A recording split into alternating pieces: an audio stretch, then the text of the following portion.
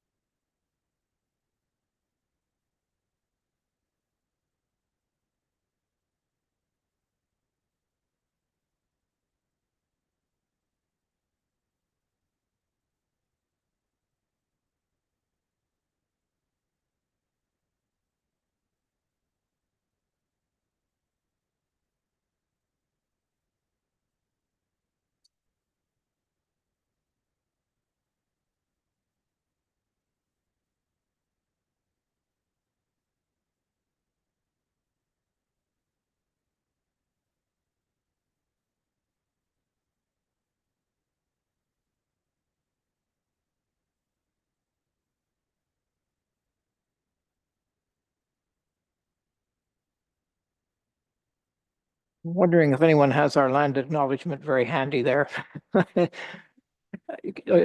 Councillor Forder, do you have yours? Go ahead. Thank you very much. Appreciate that. Sure, Mr. Mayor, you're welcome, gladly. We would like to begin by acknowledging that we are meeting on the traditional lands and treaty territory of the Saugeen Ojibwe Nation, which includes the Chippewas of Nawash Unceded First Nation and the Chippewas of Saugeen First Nation. We also recognize the Métis, whose ancestors shared this land and these waters. We extend our gratitude to all Anishinaabe and Métis people and their descendants, past, present, and future, who continue to care for and inhabit these lands and tend these waters. Thank you, Councillor. And now I'll just invite you to join us in a moment of silent reflection on our business today.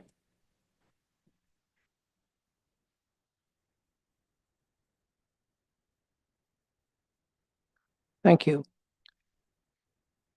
Is there any disclosure of pecuniary interest around the table? I see no evidence, but if it does occur to you at some time, please bring it forward. And I just acknowledge that Councillor Uhrig is away today, but sends his regrets, and we do have quorum. So the first item of business today, the recommendation is that Council receive staff report CAO 2026-09 Community Readiness Study and the presentation made by Deloitte regarding the Meaford Community Readiness Study for the Ontario Pump Storage Project for information. So I'm going to turn it over to CAO. Sorry. Oh, I'm right on. I need a mover and a seconder for this resolution. Deputy Mayor Keaveney and Councillor Greenfield, thank you. And I'll turn it over to you, CAO Everett. Thank you very much, Mr. Mayor. We have the opportunity today to have members from Deloitte as well as Strategy Corp in the room today to present the Deloitte Community Readiness Study. This is a study that Council, you had heard me talk about a few months ago, just about a study that probably should have maybe been looked at 3 or 4 years ago.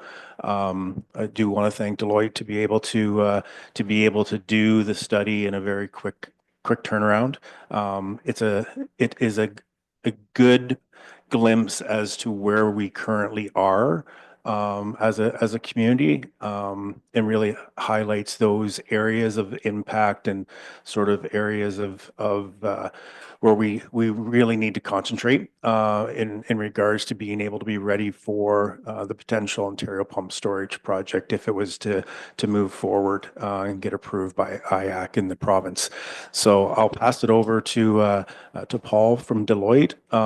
He'll walk you through the presentation and the study, and look forward to some good discussion in regards to that. So I'll pass it over and look forward to the presentation. Thank you.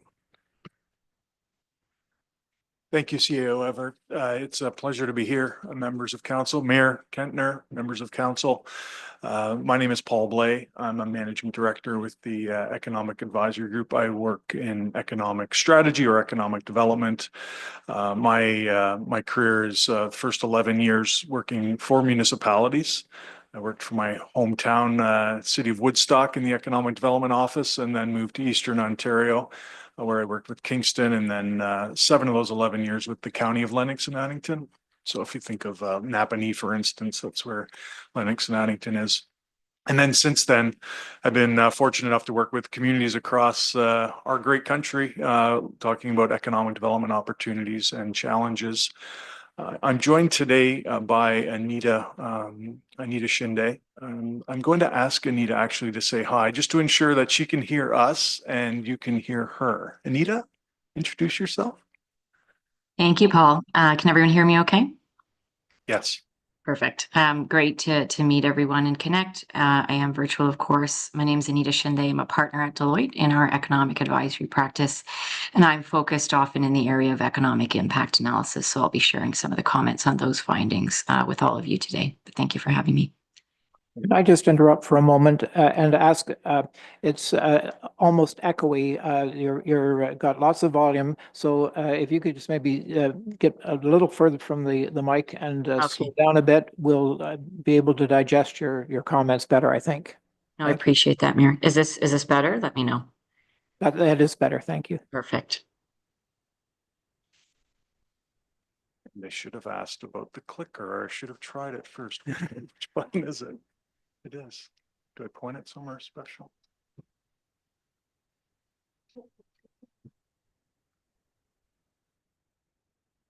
Okay, sure. Next slide, please. So the presentation will probably be 20 minutes or so in length. I'll give a little bit of an overview, then Anita is going to jump in and provide an overview of the economic impact analysis. I'll come back in and do and talk about social and infrastructure services impact analysis that we conducted. And then, as CEO Everett mentioned, we'll have a lot of time for open discussion. Next slide, please. So the study was undertaken to assess how the proposed pump storage project could affect the municipality of Meaford, both during the construction phase and long-term operations. It is focused on the economic impacts and community services readiness. Environmental impact is not within the scope of the study. The pump storage project would support Ontario's electricity system by providing large-scale, low-emissions energy storage, as you know, which is becoming increasingly important as electricity demand continues to grow. From a local perspective, this study looks beyond the technical merits of the project to understand what it could mean for Meaford and the surrounding region. The analysis examines how construction and operations could influence local economic activity, as well as the capacity of social services and infrastructure that support the community.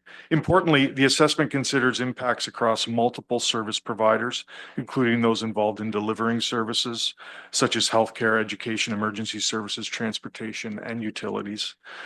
The approach recognizes that many services relied upon by residents and workers extend beyond municipal boundaries.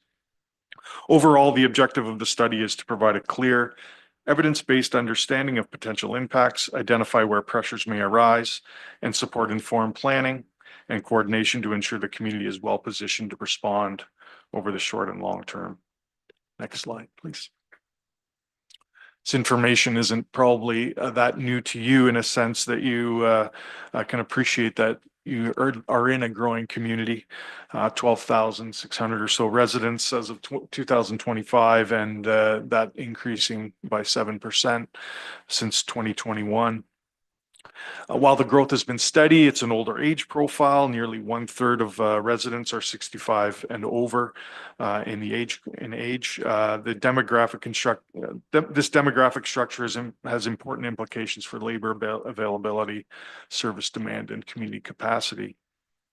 From a labor market perspective, employment in Meaford is concentrated in people servicing and locally oriented sectors like healthcare, retail, accommodations, and food services, professional, scientific, and technical services, and construction.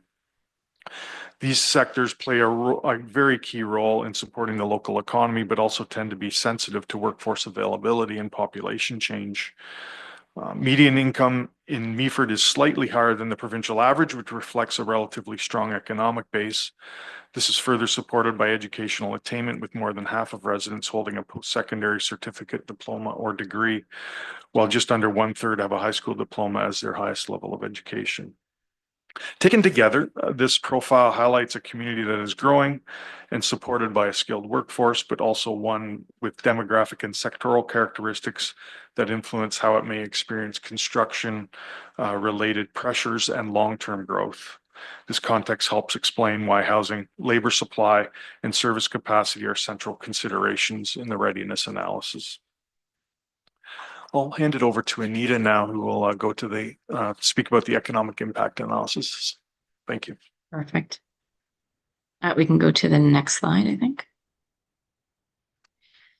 So this analysis uses a Deloitte economic impact model, which is based on an input-output approach. You may be familiar with this. It estimates the economic impact contributions that are associated with both the capital investment and also annual ongoing operations of the Ontario Pumped Storage Project. Our model captures how project spending essentially flows through the economy at the national, provincial, and local levels. And economic impacts are measured across 3 standard channels: direct, indirect, and induced. Direct contributions reflect the economic activity that's generated by the project itself, including wages and salaries that are paid to employees and payments to contractors and vendors that are working directly on construction or as a result of operations. On the indirect side, those contributions capture the ripple effects in the supply chain, such as demand for construction materials, equipment hauling, professional services such as engineering, legal or accounting support that are required to deliver the project. And then induced contributions are essentially household consumption-related effects that reflect the broader income that when workers who are employed directly or indirectly by the project spend their earnings in the local and regional economy, and on everyday needs such as housing, groceries, fuel, childcare, and so forth. And then our model looks at 4 key measures of economic impact. So that would include gross domestic product, or GDP, which represents the value added to the economy through goods and services produced as a result of the project. Employment is measured in job years, typically where 1 job supported for 1 year equals 1 job year of employment. And we tend to look at it that way. For example, during construction, when many folks that would be engaged, we would expect to be employed year over year. So we're trying to avoid double counting in that measure. Labor income includes wages and salaries, such as supplementary benefits, pensions, employment insurance, worker compensation contributions. And government revenue is taxes that are generated through project activity, including sales and payroll taxes, corporate and personal income taxes, and other production-related taxes. And provincial results would reflect revenues accruing to both provincial and municipal governments that are located in that province. So together, that framework provides a fairly comprehensive view of how project investments translate into economic activity, employment, income, and public revenue across multiple levels of the economy. Then we'll move to the next slide, and I'll share some of these results here. On the local side, the slide summarizes, what we're seeing coming out of the Ontario Pumped Storage Project during both the construction and operational period, as described just now. And these impacts include the direct effects from project employment and spending, indirect effects from supply chain activity, supporting construction and operations, as well as that induced household spending activity as well, as a result of direct, indirect activities associated with the project. So on the construction side, capital expenditures taking place between 2028 and 2035 are estimated to contribute approximately $5.5 billion to local GDP and to sustain approximately 15,600 job years of employment over that construction period. So these impacts reflect a combination of direct employment on the project, indirect activity across supply chains, and that induced household spending level effect as well. During the operations, the project is expected to generate ongoing economic activity over its anticipated lifespan. In a representative year of operations, the local impacts are estimated at approximately $118 million in GDP and a little under 600 jobs on an annual basis in that job year measure. And that's supported through the operations of the project. This collectively reflects continued staffing, ongoing procurement of goods and services, and household spending that's associated there with that employment.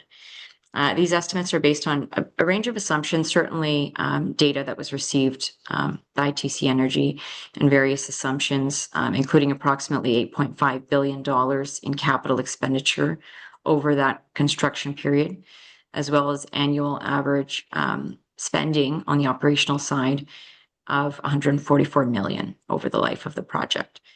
So the figures shown here represent local level impacts. The full report, of course, provides more detailed breakdowns across GDP, labor income, employment, and government revenue at those various local, provincial, and national levels. The report also includes a detailed accounting of assumptions, how spending is allocated across expenditure categories and geographies, as well with all economic impact analysis. These results are intended to reflect really, they're based on modeled assumptions, of course, but also intended to illustrate the scale and nature of economic contributions rather than being viewed as precise forecasts. We can shift to the next slide, and I'll speak a bit about the provincial results. So this slide presents the Ontario-wide economic impacts of the Ontario Pump Storage Project. A very similar layout and comments that I'll make as I did with local. So this would cover both the construction period and the representative year of operations using our economic impact modeling framework. Starting with construction, provincial capital investment between that 2028 and 2035 period is estimated to contribute approximately $5.8 billion to Ontario's GDP and to support approximately 26,500 job years of employment across the province. These impacts include direct employment on the project, as well as that indirect and induced activity that's flowing through Ontario-based supply chains and household spending. As shown in this breakdown here, a significant share of these impacts are driven by direct project activity, with additional contributions coming from supplier industries and that consumer spending. On the operational side, the project is expected to generate sustained economic activity over its lifespan.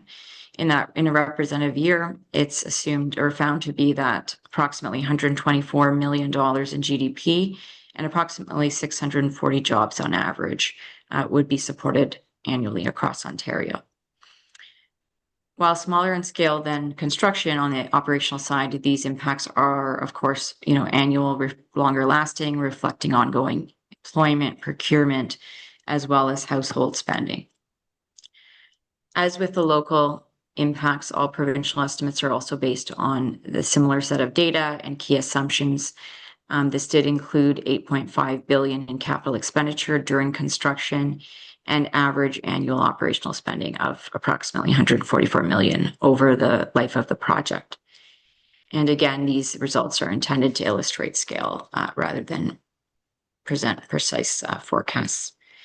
While not shown on this slide, the full analysis in our report also does speak to national level impacts. And at the national level, I'll just reference some of those findings. The work was found, construction activity was found to contribute $6.3 billion to GDP. And that would include $4.1 billion in direct impacts, $1 billion in indirect impacts, and $1.2 billion in induced. And that would support approximately 28,900 job years of employment.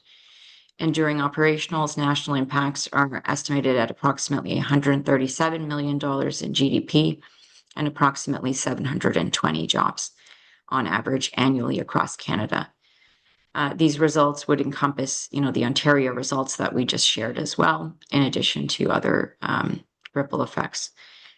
Additional detail, including the full results of our findings for GDP, labor income, employment, and government revenue at all of those local, provincial, and national levels, including the assumptions and the expenditure categories, is all contained within the full report.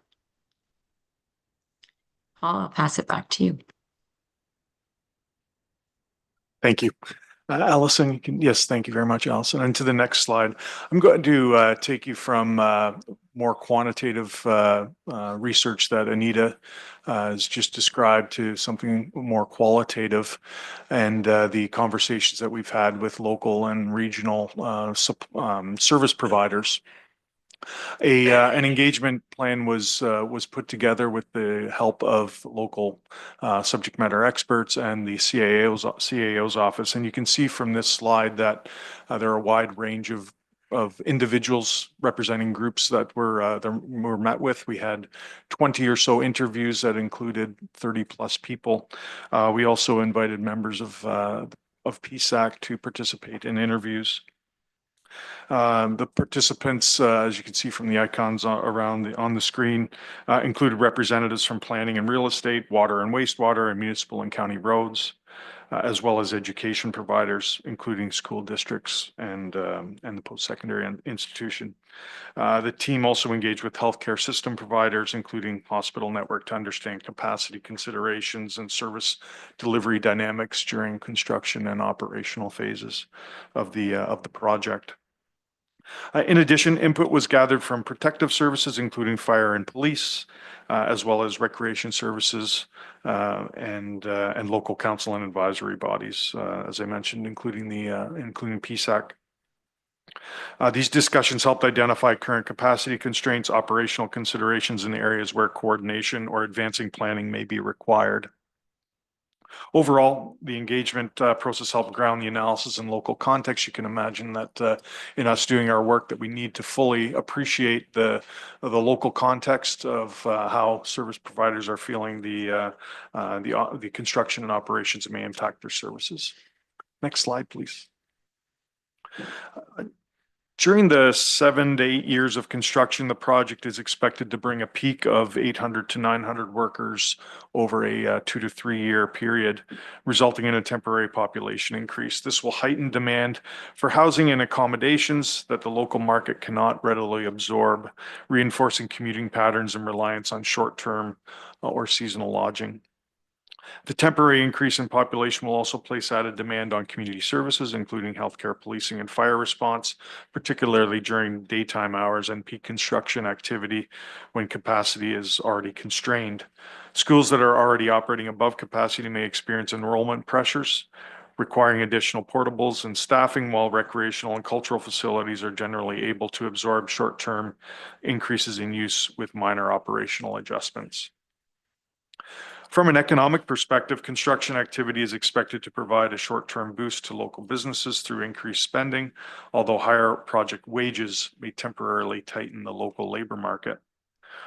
Over the long term, sustained population growth associated with the project could place incremental pressures on housing availability, healthcare, education, and emergency services. Many of these services are delivered by external providers, meaning outcomes will depend on the pace of growth and the timing of coordinated investments in service capacity and supporting infrastructure. As a result, long-term social outcomes are conditional and will require ongoing planning and coordination to align services with community needs. Next slide, please. Continuing on with the infrastructure services impact, looking at more specifically the infrastructure impacts. During the construction phase, infrastructure impacts are expected to be most pronounced on the road network. Increased heavy truck movements and worker commuting will raise traffic volumes on rural, county, and provincial roads, contributing to localized congestion, heightened safety risks, and accelerated pavement wear. These conditions will also increase administrative demands related to traffic management, permitting, and coordination across jurisdictions. These impacts are expected to be largely temporary and concentrated during peak construction activity. Water and wastewater systems are expected to experience minimal direct short-term impacts. Temporary housing associated with construction workers may result in incremental increases in wastewater flows. However, these increases are anticipated to remain within the existing system capacity during construction. And over the long term or longer term, infrastructure outcomes will depend on whether population growth associated with the project is sustained beyond the construction period. If growth continues, road infrastructure may require longer term maintenance planning, policy alignment, and potential upgrades to manage cumulative traffic impacts. Similarly, while wastewater and water systems can accommodate the short-term increases, sustained population growth could place pressure on the on wastewater capacity, which is already operating near practical limits, which of course would require multiple years of planning and investment for the municipality. As such, longer-term infrastructure considerations are conditional, and really they're tied to growth patterns and the timing of coordinated capital investments. And the last slide, please.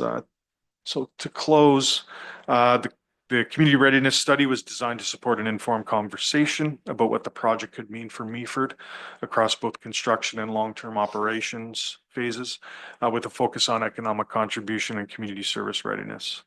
From an economic perspective, the analysis shows meaningful contributions during construction and sustained activity during operations, with impacts reflected through direct, indirect, and induced effects, as Anita described, and measured using GDP and employment as job years. From a community readiness perspective, the key takeaway is that near-term impacts are largely construction-driven and capacity-related, while longer-term outcomes depend on population growth, should it occur, and the timing of coordinated investments. On the social side, the project's temporary workforce can increase demand across housing, schools, and community services, while on the infrastructure side, the most immediate pressures are expected on roads, with water and wastewater generally experiencing minimal short-term impacts, but potentially longer-term wastewater capacity constraints under sustained growth. Importantly, this work was informed by targeted engagement across the service areas most likely to experience or manage these impacts. In other words, we spoke with the service providers and the people in the community and the regional service bodies to get their thoughts on things. And so with that, it's an opportunity here now to pause and hear your reactions and your questions, should you have any. Thank you. Thank you, Paul. Questions, Deputy Mayor? Thank you, Mr. Mayor, and I just wanted to say good morning, everyone, and thank you to all those in the audience who have joined us this morning for this report. Paul and Anita, in 20 minutes, more or less, you've just outlined, of course, at a high level, significantly how this project will change the face of Meaford in the next few years should construction go forward. And of course, we don't know that at this point. Life as we know it will not be the same. As you've described, this project would impact everything. And certainly the economic contributions, you know, are welcome, but the community impacts are, again, about to be significant as we sit and listen to every aspect of our daily lives changing. So, and you won't perhaps have a fulsome answer for this, but as I think it through, certainly funds coming into our tax base would be wonderful. We could do great things with that, but, how do we, as Meaford, a small community of 12,000 people, in the short time that we have ahead of us, how do we prepare for this? I mean, it's the big question, the big elephant in the room. How are we going to do this? Because we know how slowly the Board of Education works, for one thing, the Ministry of Education. We know they're looking potentially at another school in Meaford, but, would that be ready? We know how many years it took to get the last one built. The same with hospitals. I mean, in my mind, I do not want to see our wait times impacted at our hospital. If they're currently an hour or a little bit more, I do not want to see that impacted by an influx of construction workers. So how is Bright Shores going to prepare our hospital and emergency room for this influx. And I think that same principle applies to everything. If you call the OPP, you want them at your door as quickly as they can get there. And if they're called out to something related to this project, how does that impact the safety of our communities? So I find this information, deeply concerning. I mean, it's, we needed to hear this, and I agree with our CAO. We should have heard it years ago, but here we are. And it's, we all have to absorb this and get our heads around it and start the process of understanding what has to happen to get this community ready. Anyway, my comments. Does anyone want to respond to that before we move on? I'll go ahead, CAO. Thank you, Mr. Mayor, and great points by the Deputy Mayor. I think one thing that we have to be very mindful is the timing of this report, I think is very good, especially where we are and where TC Energy is in the IAC process.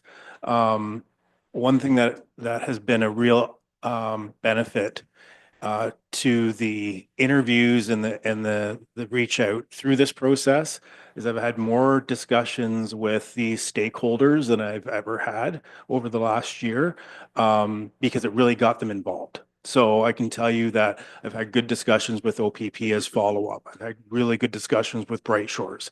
I can tell you that Bright Shores, really it was through this interview process that Bright Shores really got a glimpse of what does this mean for the health system. But it's also something that, through the review process could very well be TC Energy may, if this project were to go, TC Energy may actually have to look after providing their own, healthcare up on the construction site. Like it's that big of a project, right? So, as much as this is a great time and great timing, the fact that we are in the infancy and the IAC process is really in its infancy, there's still a lot of unknowns for us as to what this will actually impact the community. I think this study really identifies these are the areas that could be impacted or will be impacted. And it's good information for us to be able to provide IAC as well. Because it's an insight, it's a really good insight into what this will do for a community of 12,000 people. But it's also the region as well. So even the discussions we're having with Grey County about, what does the road network potentially look like? What would be, at a high level, what are the run routes? The reality is most of these run routes will either be Highway 26 or county roads.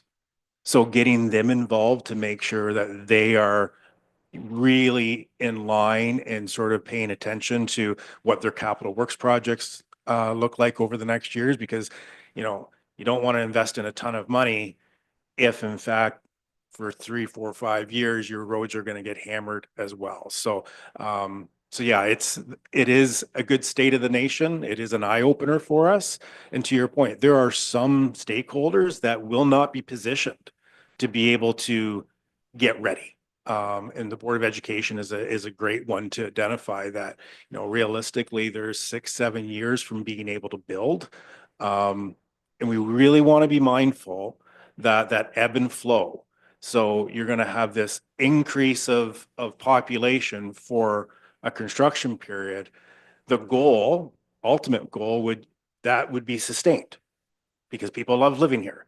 But there is that slight chance, or is that chance that you'll see the high number of population, and once the project's done, they will go on to the next jobs. So it's and then the other thing that we really want to be mindful of, not so much our concern, but what is the workforce capability? This project could be going concurrently with Bruce C. The skilled trade sector, there's only so many of those workers to go around. So wanting to make sure that we're well positioned, that local residents are well positioned to be able to work at this location if it was to proceed. So thank you for that. Other comments and questions? Go ahead, Councillor Ennis. Very much through you, Mr. Mayor. Just kind of a comment slash concern, just to voice, and then a question. So just thinking about what Deputy Mayor Keaveney has brought up, with the fact that a lot of these stakeholders might not be ready. And as CAO Everett mentioned, there's still things to be confirmed that we're going to learn. It's really in its infancy. I'm worried that kind of once the decision's made and construction starts, like once those things get confirmed and we know it's absolutely happening, we're not going to have enough time to get the building done. Even if we make a bunch of plans, it's really hard to tee up a bunch of developers and then go, oh, actually, just kidding. Never mind. We're not going to need all those houses. We're not going to need a new school. So it's just, that's a concern that's really weighing on me. And I'm also concerned similarly with wages. And maybe the folks from Deloitte can inform me on this. So obviously, as you said, the wages are gonna, like the sort of wage pressure is gonna go up in the area because there's gonna it's gonna be drawing from the existing labor force. When the construction phase ends, in other projects, what tends to happen to wages in the community? Do they go kind of back down to a more baseline level, or do they stay in sort of what you could call like a gentrified state? Because I imagine with some communities where, like when Bruce Power was originally built, there wasn't really a big community there at the time. Then it was built, and then people stayed, and the community was forever changed. In other places, I can imagine like a gold rush or an oil boom. It happens, it leaves, everything's gone again. We're already an existing community where something major is about to happen. So what should we expect to see in wages from that side of things? Anita, I can Yeah. take up. Thank you. You can please follow up if you'd like to add. Through Mayor Kentner to Councillor Ennis, thanks for the comment and the question. I have no empirical evidence, I guess, to say what the end situation will be. So perhaps more of a hypothesis than anything in your scenarios of a situation where construction employment increases or job pressure increases significantly at a certain point of time. And in one case, it's sustained because there's a longer term employment impact, and in another case, it almost disappears because of the employees or the job pressure leaving. I suppose I would probably put it more towards the latter sort of situation, unless projects like Bruce C or others continue on. They're in 8 years or 10 years, there may be another larger capital infrastructure project happening within the region of the labor shed. So that makes it very difficult to kind of forecast. But certainly there will be pressures, no question, as been outlined in the short term and probably over the course of 5 or 6 years through the project. And then the back end of the construction, the numbers tail off pretty significantly. So there may be some time to react. It's not like the tap is on and then it's completely off at one point. It goes, employment numbers, I actually have the numbers here. It goes from like 200, 300, 600, 900, and then 600, 500, 400. So there's a transition that is over the span of multiple years to allow local employers to react appropriately to the wages they need for their team. Councillor Greenfield. Thank you, Your Worship, and through you, thanks for your presentation. Much appreciated. Couple of comments. First of all, I'm very pleased that our population is slated at 12,652 people. I actually thought we were about 1,000 under that. So I also mentioned that's a 7% increase since 2021, and I'm just thinking, or just wondering how many relatively small rural municipalities have had that kind of an increase in the last 5 years. I doubt if there's very many. I expect maybe the numbers are more common to have a decrease of 7%. And I just want to throw in that increase has come without TC Energy being involved. 800 to 900 construction workers. That's a lot of workers. The numbers I've been hearing for the last 5 or 6 years were 1,400 to 1,700. So I'm surprised. Now, I'm not taking away. That's a lot of jobs. I'll certainly verify that. I guess the overall economic advantages, both local and spin-off. You presented us with some huge numbers in dollars. Yeah. And I just that's very impressive. But I know in the past I've heard projections. If you can take an example, certainly not our area, but wonderful, huge new EV factories that are going to employ 10,000 people and generate millions and millions, multi-millions of income locally and spin-off income.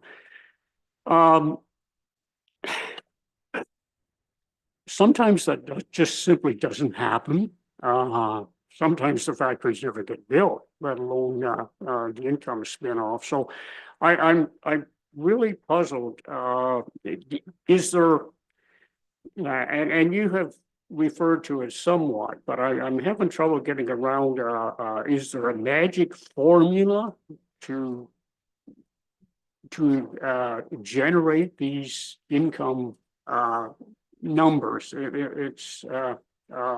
They're huge dollar numbers, and I'll be quite honest, for me, that kind of multi-millions is difficult to comprehend. But is there a magic formula? And in the past experiences you've had, how close have the expectations come to actual dollars and cents? Anita, would you like to respond to that? Does that have more to do with the economic impact? Yeah, absolutely. Yeah, happy to. It's a great question. In terms of the, sort of the magic formula, as you mentioned, Councillor, thanks for that question.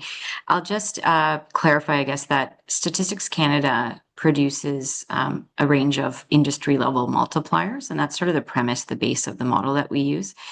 And really what those multipliers do is they trace for Canada how every dollar spent in a specific industry, what does that generate sort of in that spin-off activity that I mentioned.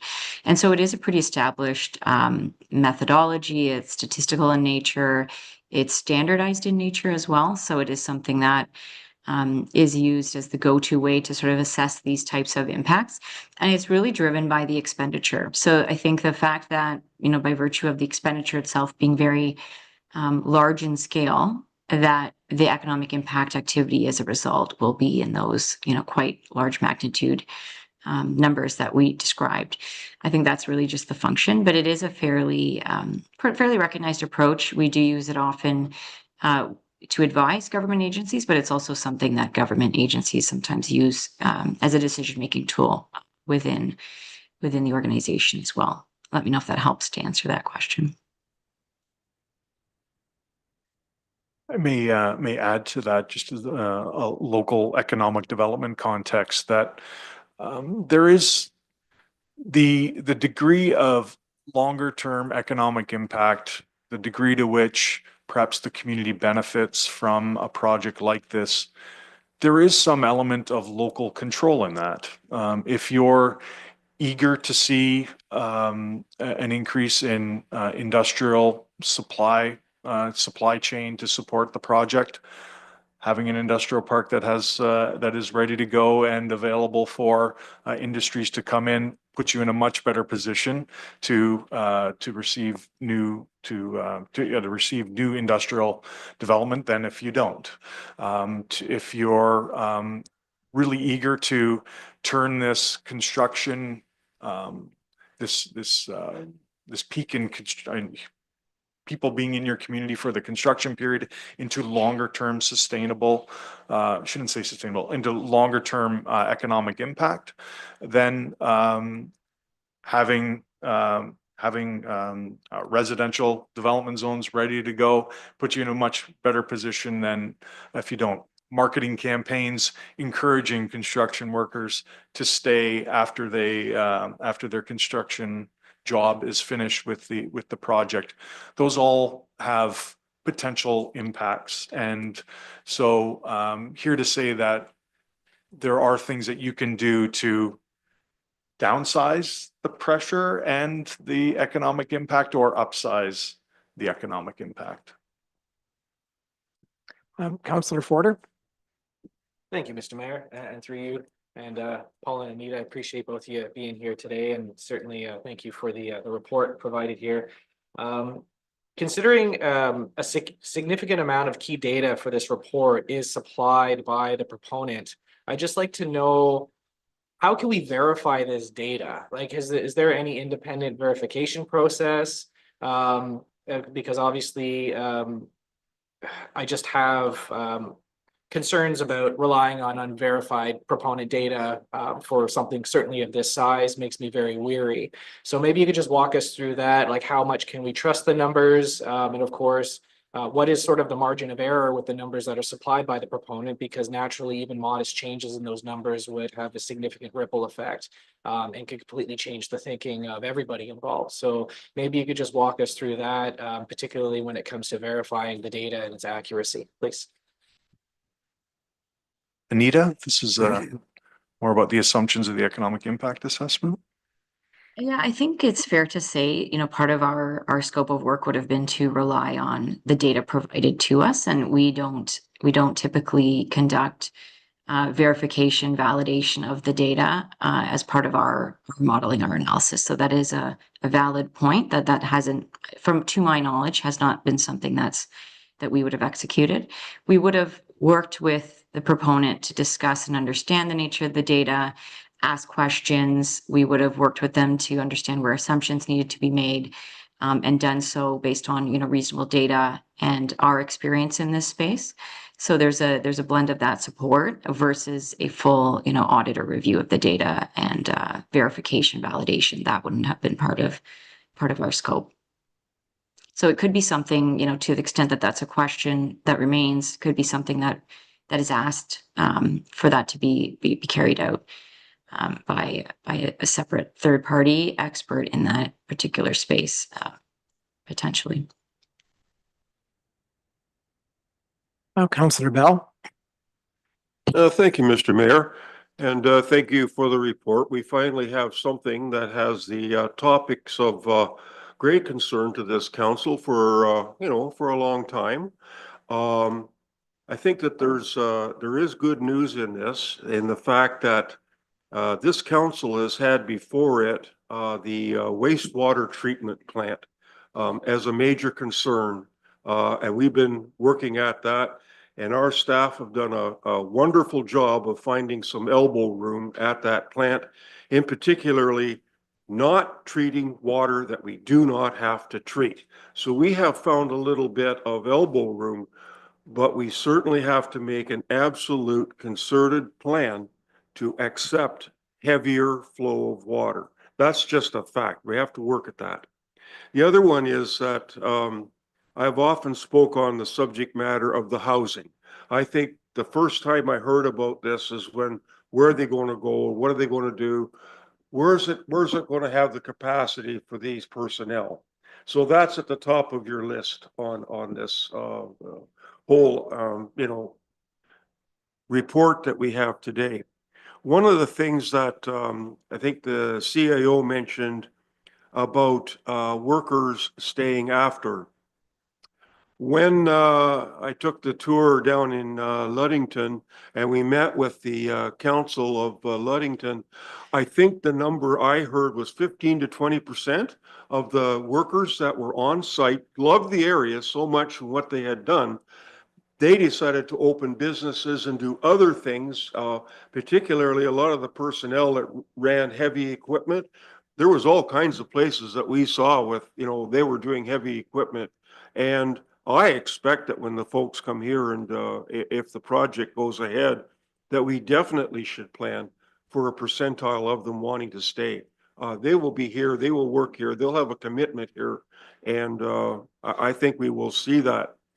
One of the items that you had on your list was the word recreational. I'd never considered that before, so I think that's interesting that that's been contemplated because the personnel that come here, maybe they're looking for a soccer field. We don't have one. Maybe the intake at the arena is going to increase too. So all of that and the trail systems that we have. So just including the thought process of the whole thing socially, I think reading through the report has been it's been very interesting, and we finally do have something where all the major headings, where all the concerns that many have had, and they're going to be ongoing. Just the impact of traffic and the road, and I think you mentioned, sir, that there are things that this council will have absolute impact on, and roads is one of them.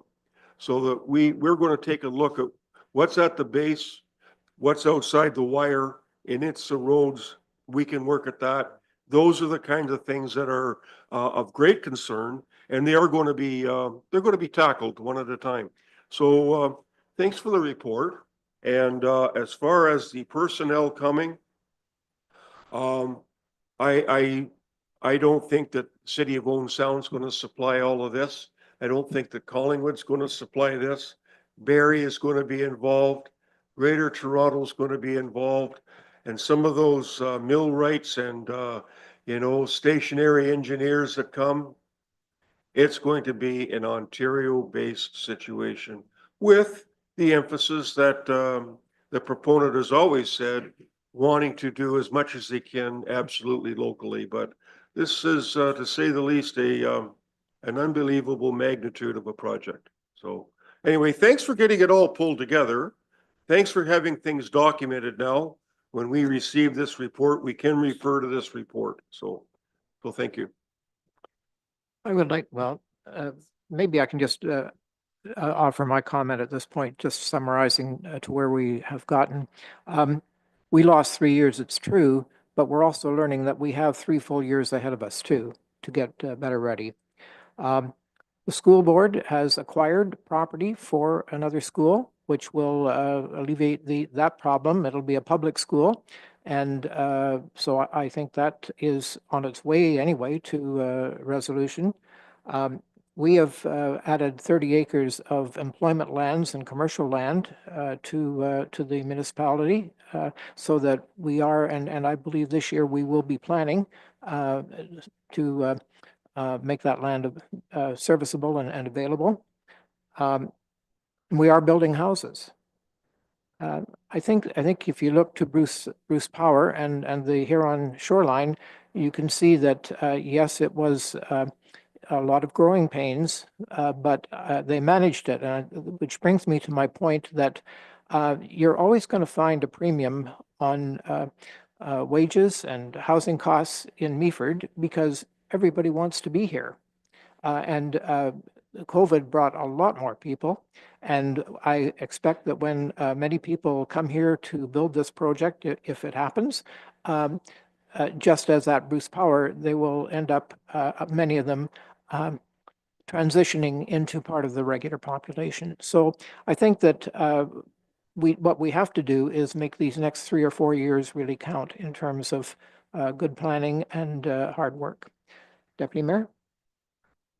Thank you, Mr. Mayor, for your very well said comments. And if I may, I would just like to share a few more thoughts. I mean, obviously I'm focused on the services because I don't want lifestyle to change for our existing residents. But, you know, there's just so many ways to look at this. And we recognize that, yes, I mean, this project, should it happen, would bring a huge boost to our business community. I mean, these workers won't be minimum wage jobs. They will have money in their pockets to spend, and we want them encouraged to spend that locally. And I know TC is focused on a hire and buy local commitment. So I suspect that those workers will be encouraged to come into downtown Meaford, and that's great. And, you know, that's a welcome boost for our tax base, as we assume that many of them will be living in our community. I mean, we often talk about the need for a second grocery store, and maybe this is just enough to put us over the edge to attract that to perhaps the west side of town. So,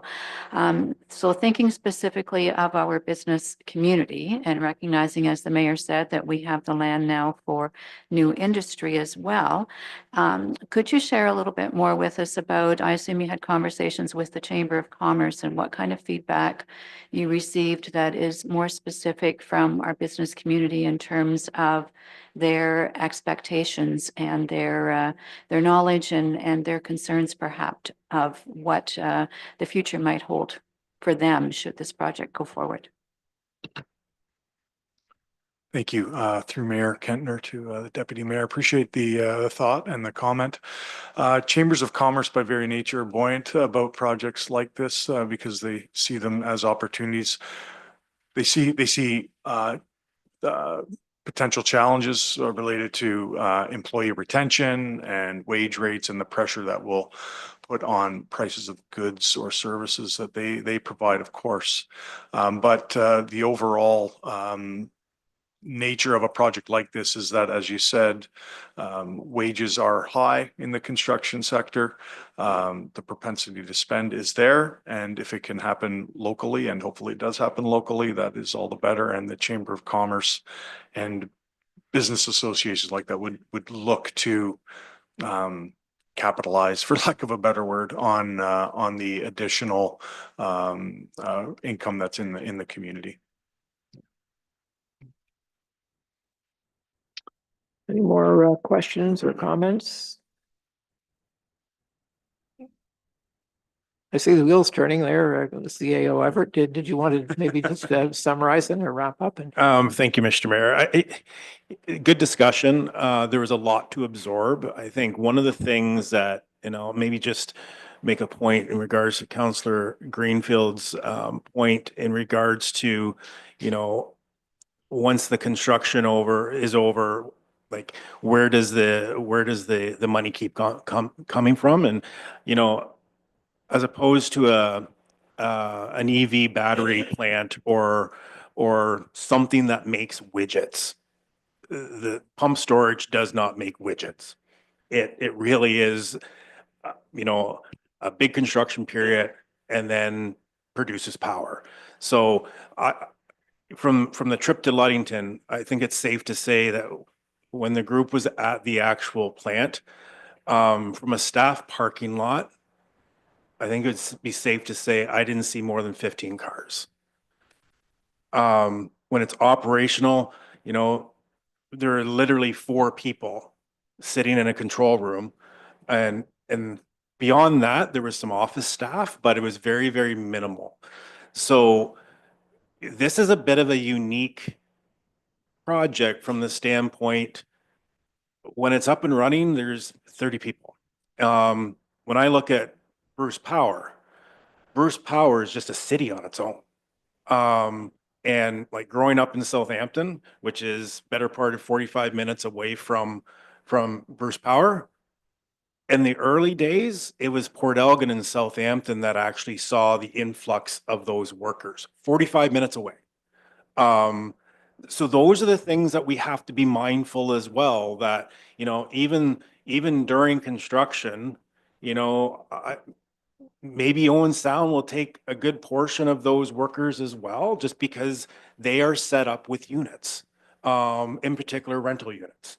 So I think we look at this from an insular perspective, but realistically, if this project was to move forward, I think it becomes a very regional approach. And that's why it's important for us to make sure that if this project goes forward, this information being provided to TC Energy puts the pressure on TC Energy to also get set up for themselves.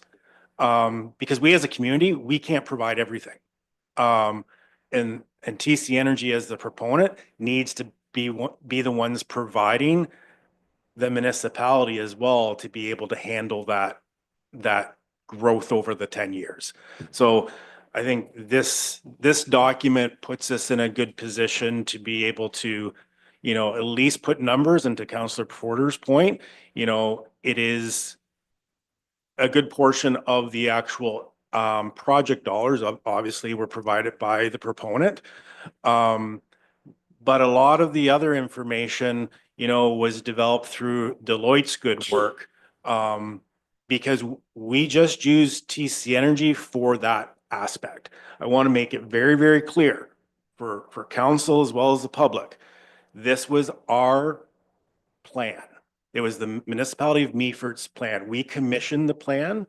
TC Energy's involvement was very, very specific to their project.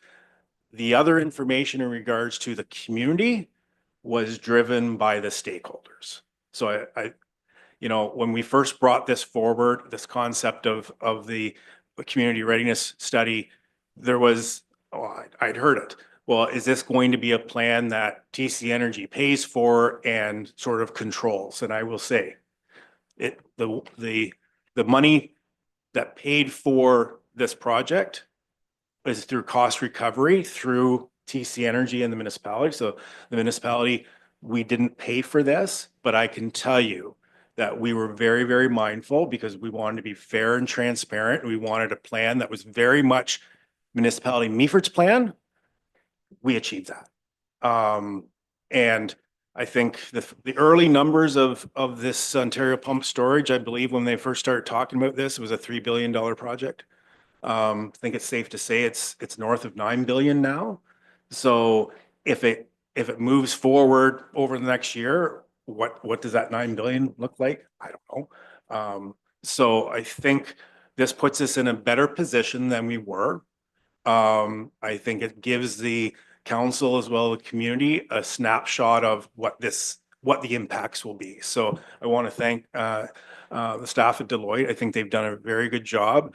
I want to thank them because we did do it in a very expedited manner, and that was something that council definitely wanted to see, that this project would be done by the second quarter, which we were able to achieve. So thank you for the opportunity to present. I think a lot of good information, and this. The last piece I'll mention is part of the report, we included the council and the PSAC members' comments. That is in the last section of the report.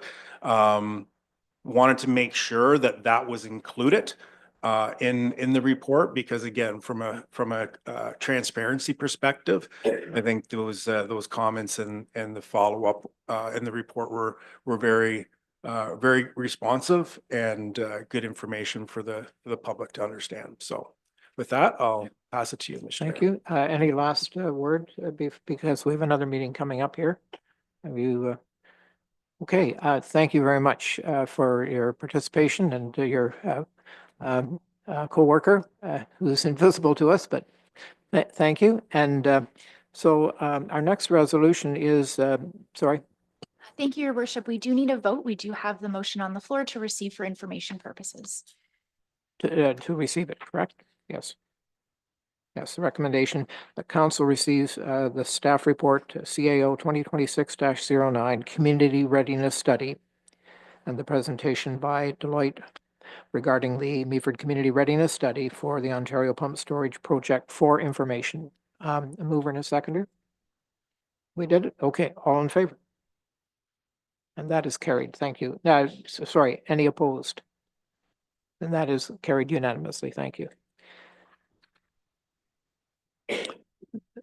Our next recommendation, unless, yeah, pardon? What, yeah,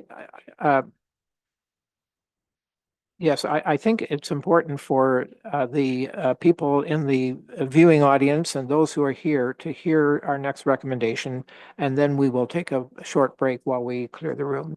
So the recommendation is, be it resolved that Council of the Municipality of Meaford does now go into a closed session at 10:04 a.m. with the CAO, clerk, deputy CAO / Director of Corporate Services, deputy clerk, municipal solicitor, and representatives from Strategy Corps in attendance to discuss a position, plan, procedure, criteria, or instruction to be applied to any negotiations carried on or to be carried on by or on behalf of the municipality or local board. That is under Open Meeting Exemption K of Section 239(2) of the Municipal Act 2001. And secondly, advice that is subject to solicitor-client privilege, including communications necessary for that purpose. That's under Open Meeting Exemption F of Section 239(2) of the Municipal Act 2001, respecting a community benefit agreement. So we will, once the room is cleared, we will proceed with dealing with that motion, but I need a mover and a seconder. Correct, thank you. Who's going to move this? Deputy Mayor, seconded by Councillor Ennis. Thank you very much.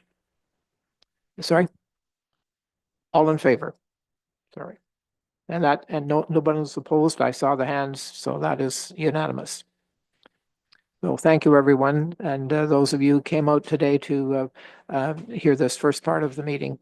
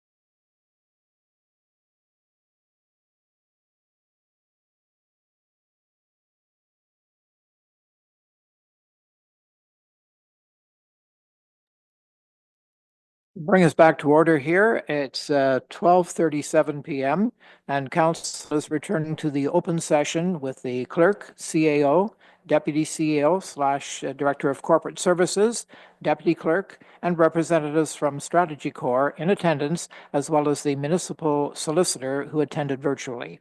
And in closed session, council discussed only the item listed on the agenda, and direction was provided to staff and representatives of Strategy Corps. And was there a bylaw in here? Okay, we will be back hopefully by 1 o'clock to have our regular council meeting.